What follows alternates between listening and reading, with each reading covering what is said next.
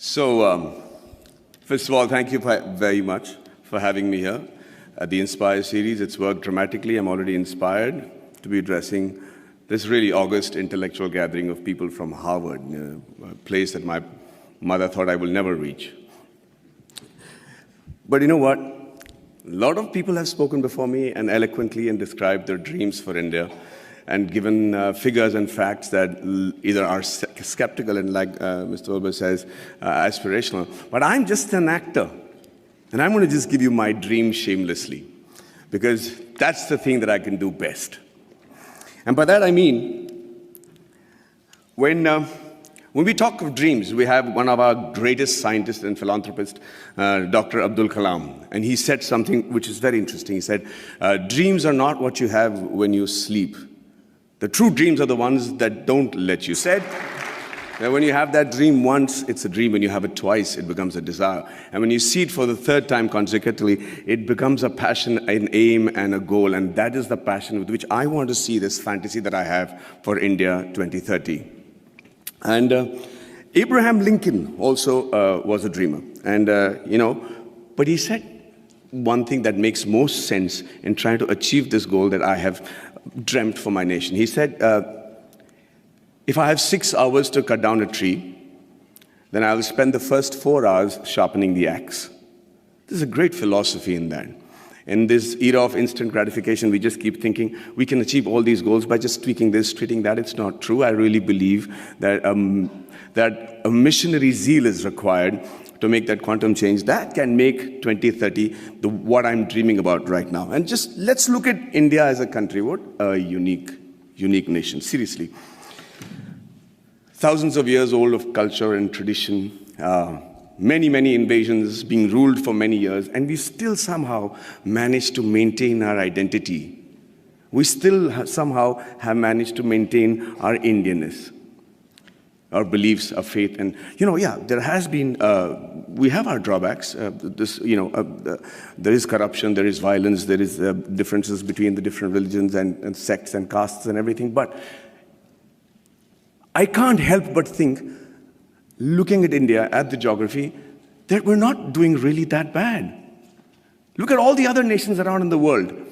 Look at our neighbors. Compared to that, there is somebody in India who's doing something right for us to be called a growing economy and being projected as the third largest economy in 2026 and the most educated and young nation in the world. And it's still functional democracy.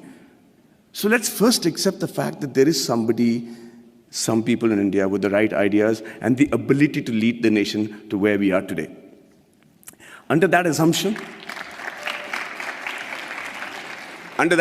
we are also very capable of finding very unique solutions to the problems that generally the world faces. One of them, of course, is the fact that we found freedom through non-violence and non-cooperation. Who would have thought that was possible? We have some other great... No, seriously, I mean, it was as radical a thought then as it is today.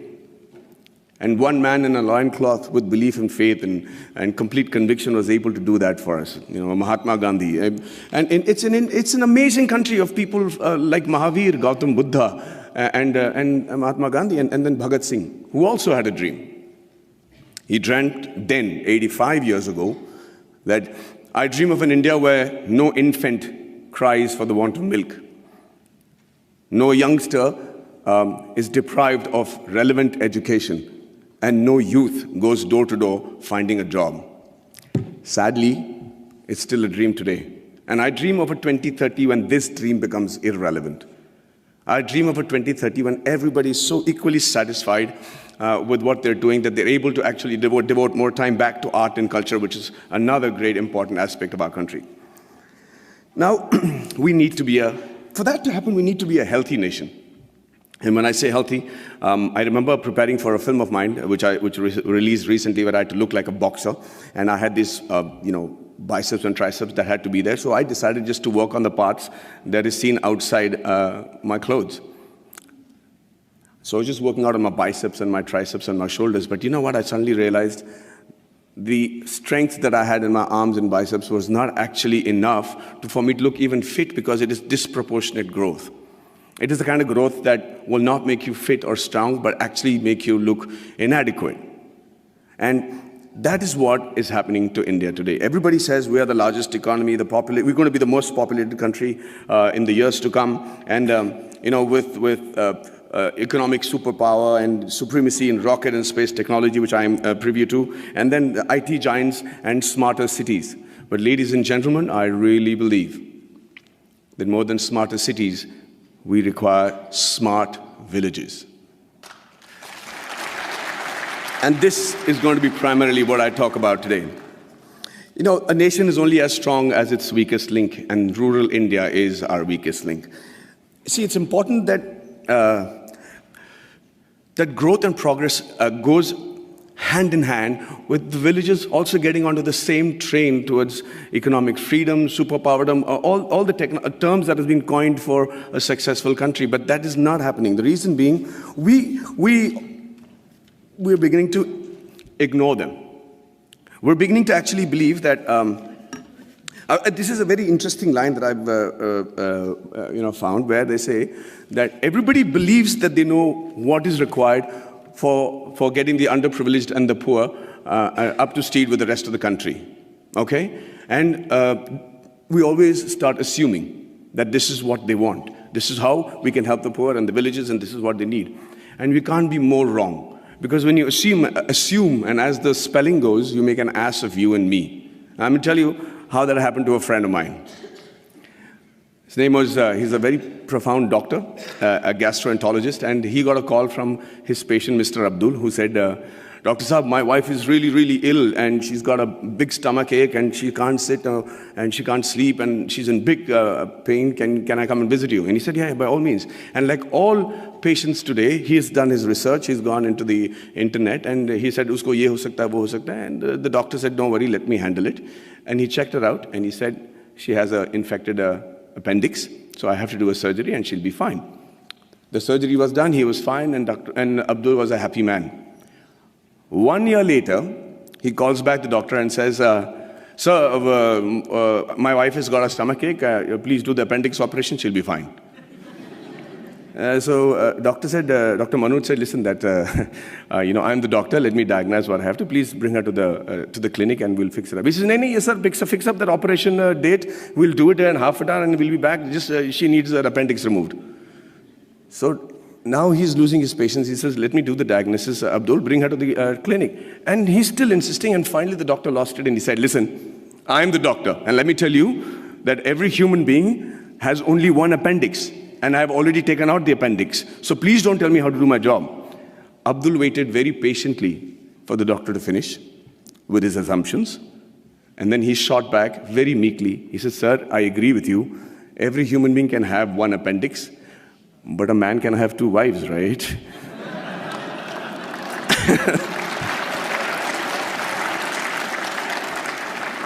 So when we start assuming what the rural India needs, we do what I think is most dangerous.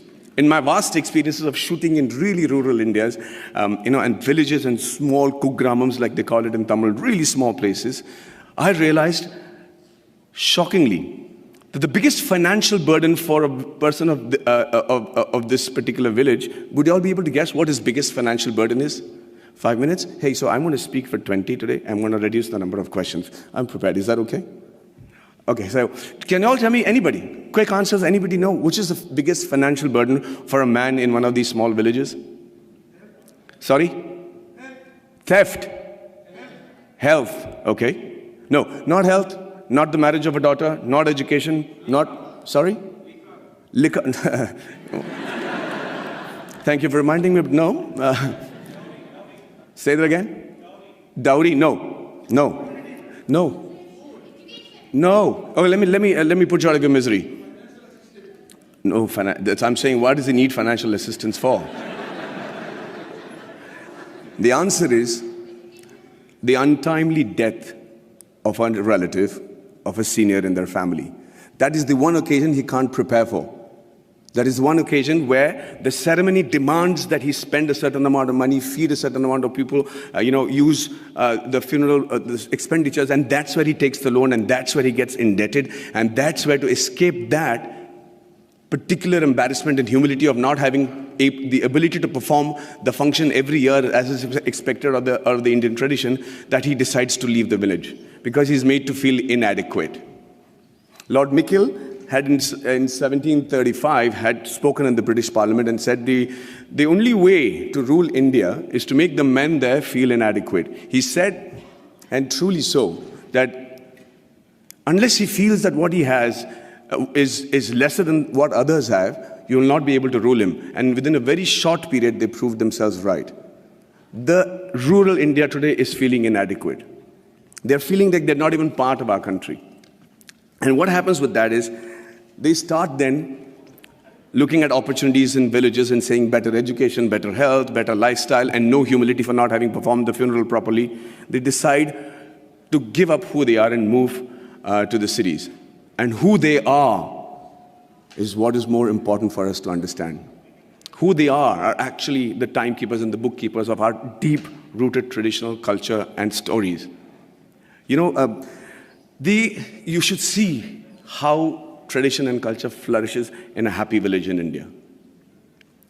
We don't have psychiatrists as a big fashion thing in India, and they still manage to maintain a great level of sanity. There's a great phrase from the poem If by Rudyard Kipling, where it says, dream but not make dreams your master, think but not make thoughts your aim. Meet with triumph and disaster and treat those two impostors just the same. It's very easy to say it, but how do you treat those two impostors just the same? The answer lies in the tradition and the culture and the books and the epics that are so prominent and predominant in our country.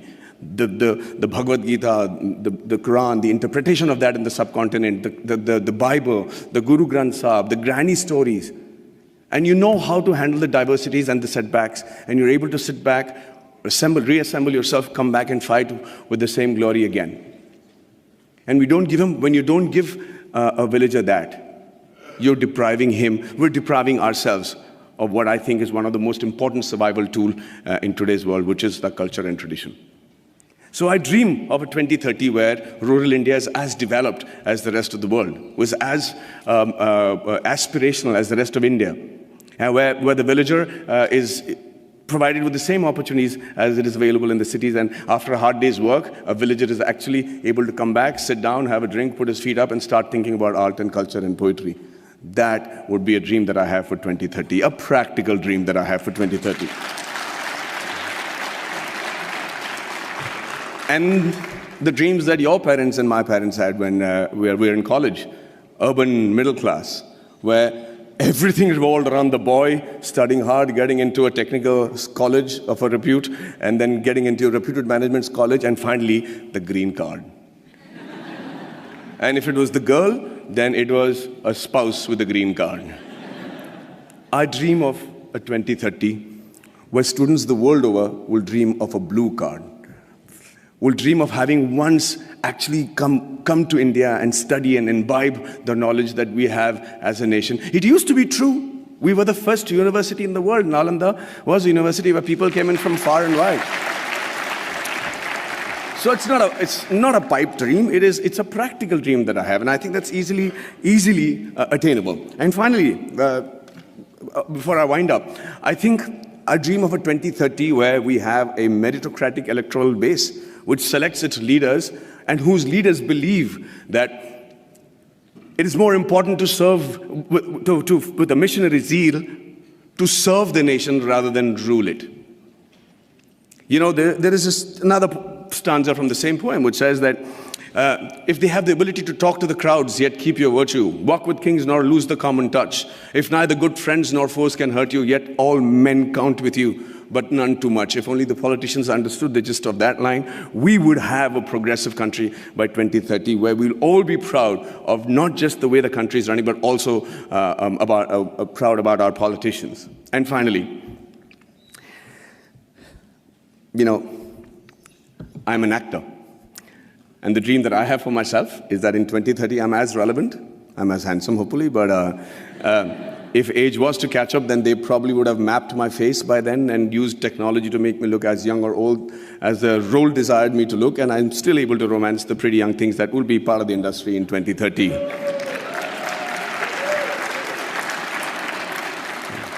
Well, I see that's got many guys going, yeah. And finally, as an actor, I'm used and prone to dialogues. I love to speak dialogues, and I recently found a line that blew me apart, and I thought was a phenomenal Hindi film dialogue, where this great gentleman had said that whatever I am today, and all the achievements that has been possible by me, and what will eventually also be possible by me in the near future, is all because of my angel mother. Do you know who said that? Do you know who said that? Shockingly, Abraham Lincoln. So I dream of a 2030 where every Indian says the exact same thing about his mother, and not just about his mother, but also about his motherland. And also, for the sake of posterity, about his mother-in-law. But hey, ladies and gentlemen, what do I know? I am an actor. Thank you very much for your patient hearing, and